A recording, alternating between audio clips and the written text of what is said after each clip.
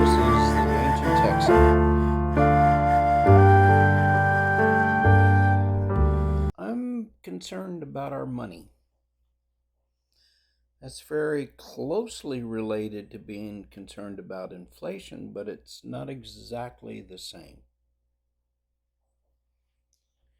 I was listening, and this sounds like a little bit off track, and it may turn out to be off track.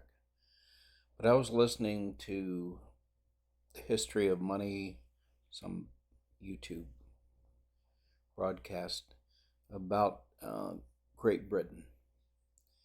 And it was a good YouTube video. I'll see if I can find it again. I go through so many that I can't always find what I watch. But think about this. In the old days, money used to be represented by currency, coins and paper. And the British government printed the coins and the paper. And they were indirectly tied to gold before, Nixon turned that off. And so our British currency was tied to the American currency and an exchange rate, and the U.S. Currency could be cashed in for gold at, I think it was $32 or $35 an ounce. So the Brits would issue currency and coins to the British banks, mindful of how much of the gold sitting over in America belonged to them. So they couldn't issue too much currency and go where they would not have enough gold to back up their currency. But as the economy expands and grows and all that, their foreign reserves increase, and the amount of gold that belongs to them increases in the pot, and the pot is supposed to always be getting bigger, the pot of gold sitting over there. So they would issue currency to the banks, coins and paper, and they would charge the banks a fee for this currency. And then it would go against, the central bank's ledger. We gave $1 billion to Bank A, and then in their central bank would have a little, IOU essentially from Bank A. They have $1 billion. And Bank A would also pay them a fee for doing this currency. So the government in that case is controlling the amount of money that gets produced. Then the bank is able, they have to keep some reserves. They would loan that money out to whoever they wanted to. But essentially the amount of currency was being controlled by the federal government. Now, they could actually increase the supply of money because they only have to keep, 10% reserve. So, they get $1 billion in, they can almost loan out $10 billion. But it's still the government that was fundamentally in charge of controlling the money supply, especially the currency money supply. And then the banks would, issue loans and collect that money.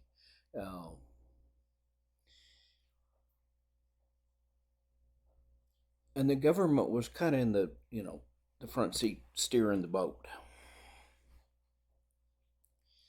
Well, once the gold disappeared, then they still go through the same kind of, you know, on the surface it looks the same. One, the federal banks, the Britain central bank still, you know, gives the bank some currency and cash. But now most of the currency is digital. So what they really do is just go in a ledger and send over to the bank, here's 100 billion, digital dollars, even though they're not called digital dollars yet. Uh, and then the bank has a ledger, and then the bank decides who to distribute to. And there's no limit to the amount of money this, Britain's central bank can, put on the ledger and send it over to their bank.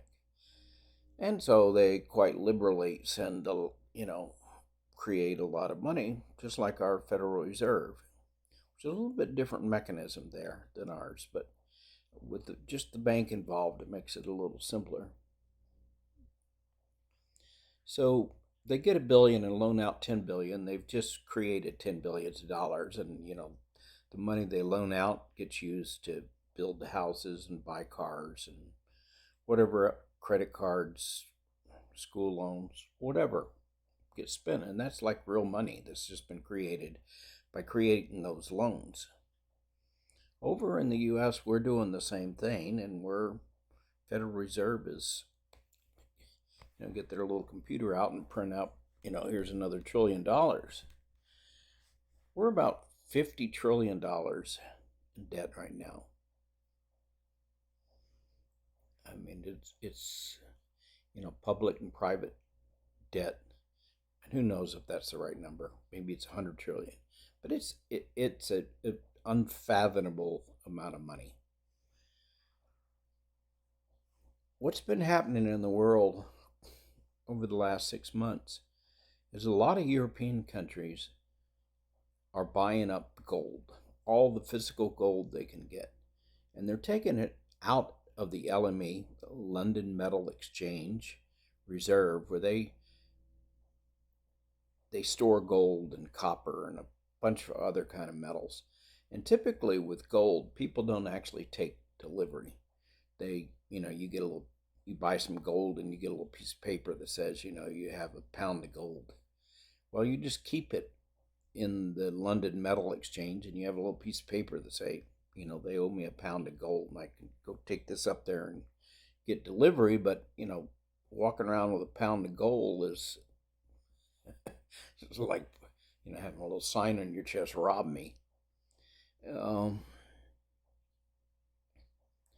But the last 6 months, people have actually been cashing in their little piece of paper and getting the gold, which is no longer tied to currencies in most places. But meanwhile, along comes the Ukrainian war, and we take Russia off the SWIFT system. We don't let them use American dollars. So, Russia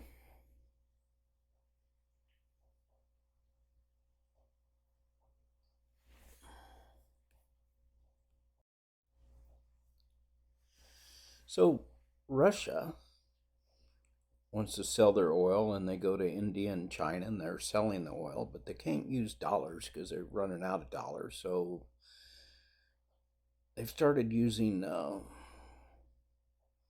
Chinese currency, the Indian currency, Russian currency to make these transactions, and don't use the US dollar. Saudis, who have only accepted dollars for their oil forever, like since the mid 70s, and that kind of gave the dollar a stability. They sell and buy oil with dollars. That's like oil behind dollars is almost as good as gold behind dollars. Not quite, but it's a commodity of value, and so having a barrel of oil cost $100 kind of pegs the value of the dollar. People know they can go get oil with their dollar bills. But since we've been going crazy with making new dollars, people are getting nervous about, especially the Saudis are getting nervous about, should we give people oil based on just the dollar? And their answer is moving toward, no, they should accept a lot of different currencies. They haven't executed that yet. Meanwhile, the Chinese are trying to put together a digital currency that they're actually testing now with Russia and with oil transactions and with India. The BRIC alliances, Japan, India, China, Russia, Egypt soon. A group of some very large nations. They're thinking about going it alone on a digital currency. We've always said, can't work. But now we've given people a motive to. They've seen what we did to Russia. We just kind of cut them out of the system. Everybody's thinking, wow, we could just be cut out of the system. And anyway, how much is the dollar worth? Because they're printing a lot of them. And this inflation seems to be related to how many dollars they're printing. What's holding this whole system together? People are starting to ask. As they go buy gold, something like the largest drain of gold reserves out of LME that's ever happened has happened in the last few months. Meanwhile, there's a new gold place that gold's being kept in Shanghai in China. They got a competing warehouse of gold and copper and other metals. It's a competition to the London Metal Exchange. What does that all mean? What if the Saudis, who's been throwing this idea out, I don't think they've, locked it in concrete yet. Saudis always counted on the U.S. to defend them. And the Saudis, for the defense, paid the U.S. by just buying and selling oil with dollar bills.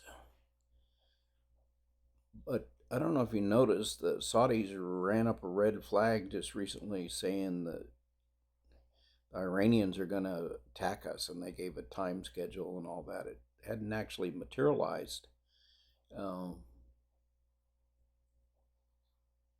But they've been raising a red flag, and the U.S., Navy hadn't zipped over there to, help the Saudis. And the Saudis have on this kind of understanding, you protect us and we only use dollars to buy oil. But now the U.S. is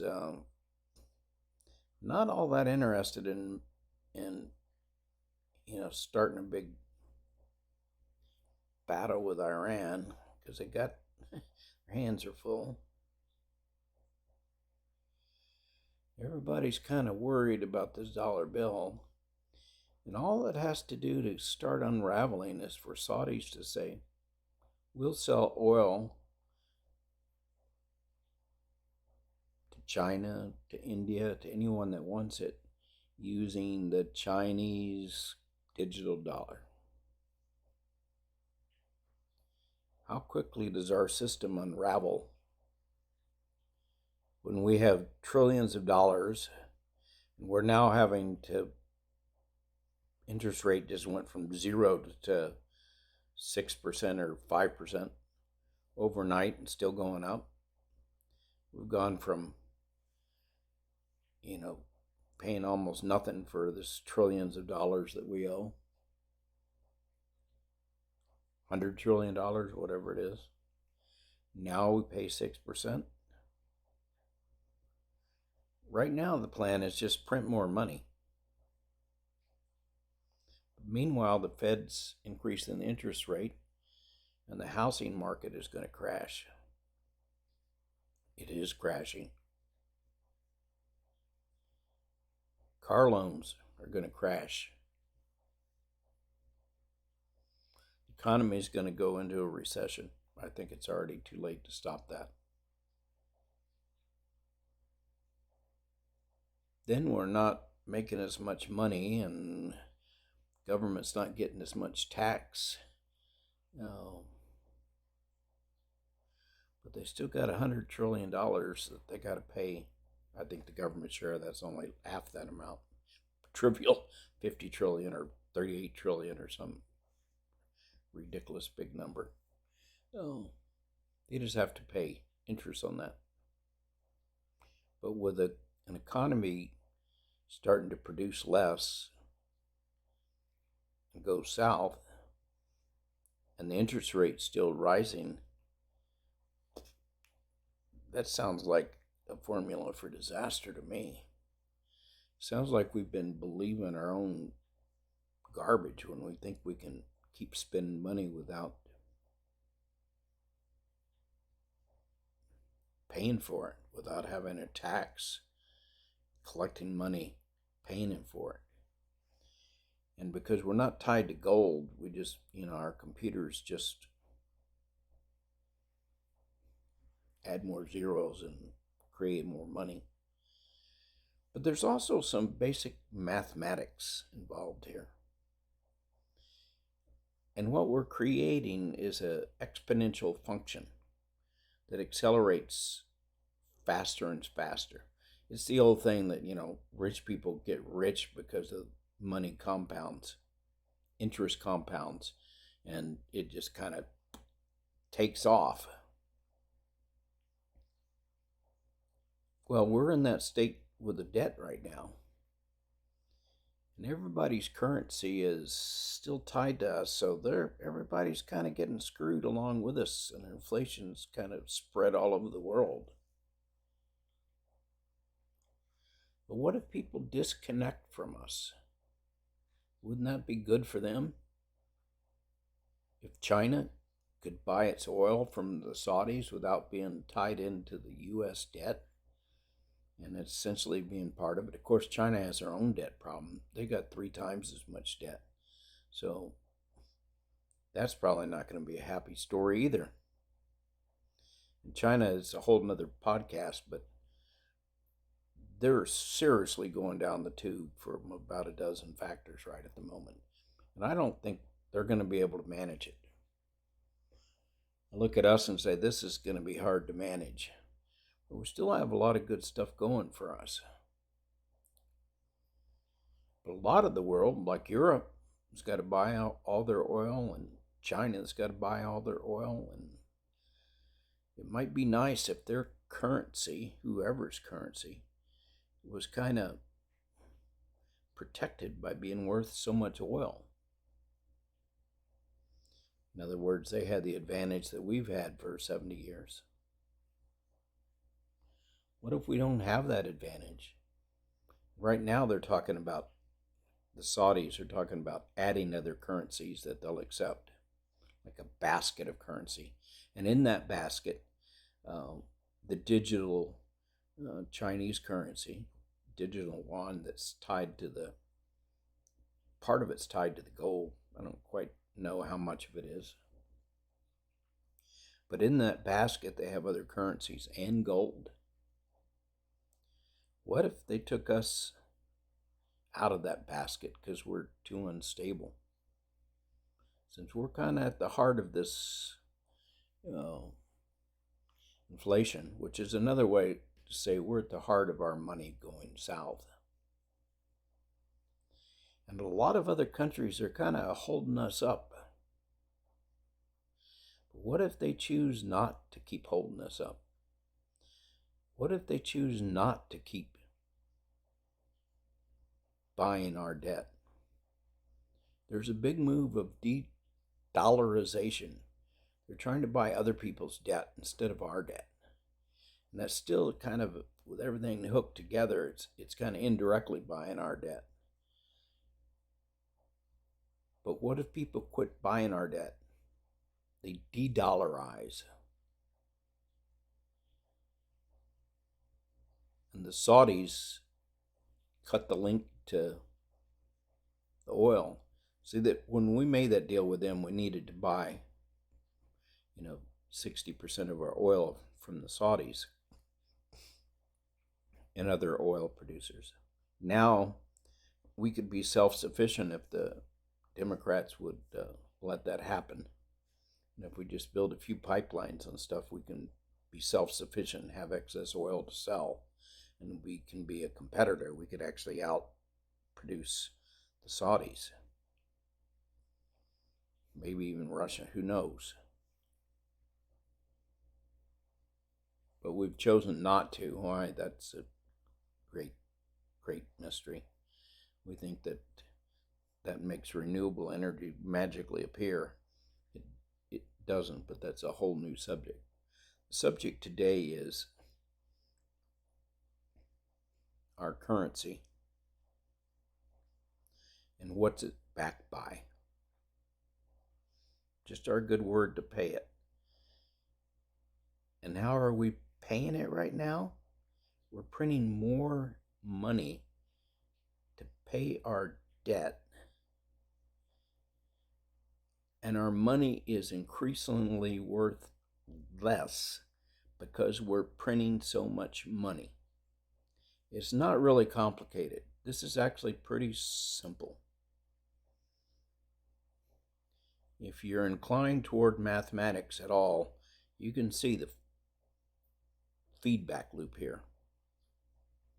Don't have enough money to pay our debts.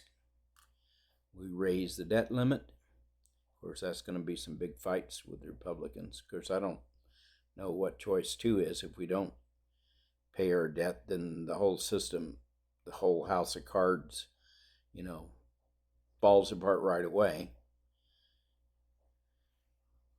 And if we keep trying to pay our debt, it's probably going to fall apart much slower, but it's still falling apart because I think we've got the pile of debt so high and our tax structure so low.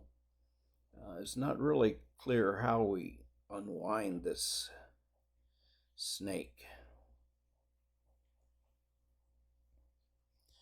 So it's going to be interesting as the Republicans push back against raising the debt limit, and our debt keeps skyrocketing.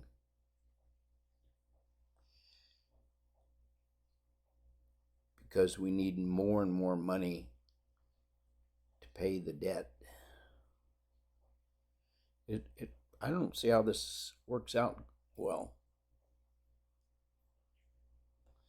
I do not see how this, I just don't understand the math of it. I do a lot of, working at chemical plants, and, I try to understand the chemistry going on and what's happening in a process.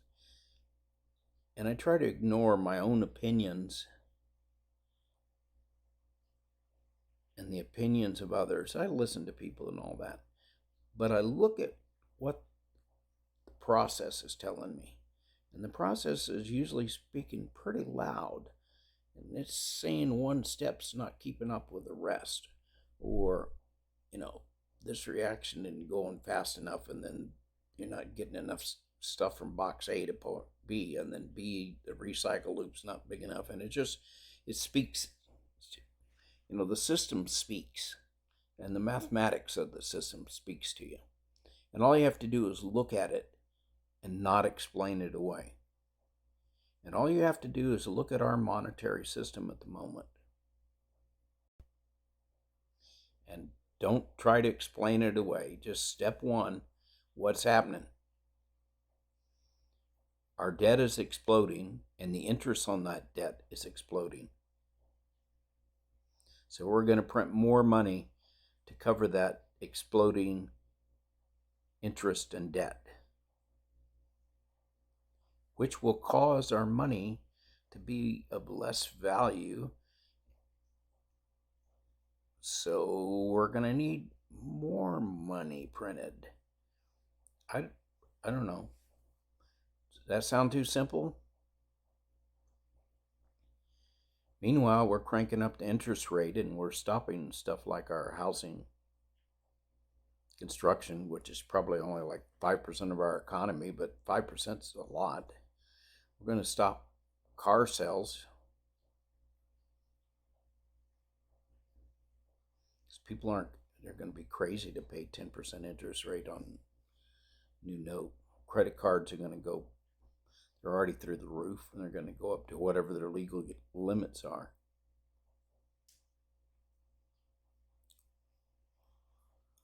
So individuals are going to be looking at the same thing if they're not careful. They don't really tighten their belts. And if they tighten their belts and they lower demand and help nose our economy into recession.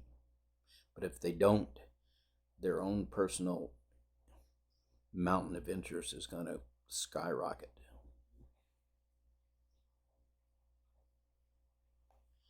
So how does this work out as a happy story here?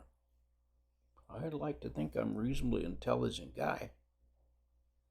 I just don't see how the math works. I think our money supply is basically unsound at the moment.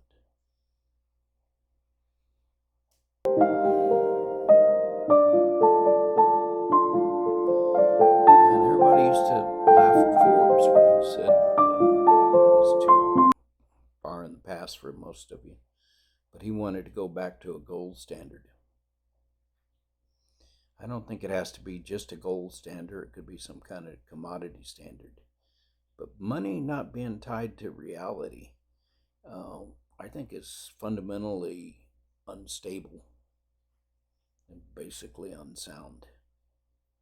And I think Forbes, that everybody laughed at, this was 3 or 4 decades ago, more maybe longer than that, a long time ago.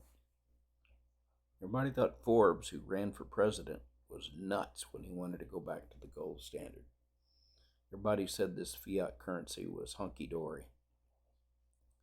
Well, I think Forbes was right. And the mathematics is obvious for those of you that start paying attention. Just watch how much our interest payments are going to go up over the next few months. They are going through the roof. I just started buying Treasury notes, and I'm getting like 6% interest on Treasury notes. You can buy them through Schwab. I'm trying to get out of my stocks and do my share to help the economy crash. Some of my stocks have already nosedived, so it's too late, so I'm going to keep those. But I'm going cash rich, and I'm buying Treasuries. Of course, that's a little dangerous too, because they completely crash, and the government can't pay those interest payments, then at some point my Treasury, notes are worthless too. And I'm buying some gold because world economies are buying the gold. As I think about it, I think I need to buy more gold. Wish I had a lot of big pile of money to be doing this with, but I don't. But anyway, this is the ancient Texan saying our money supply, our money system is kind of going south.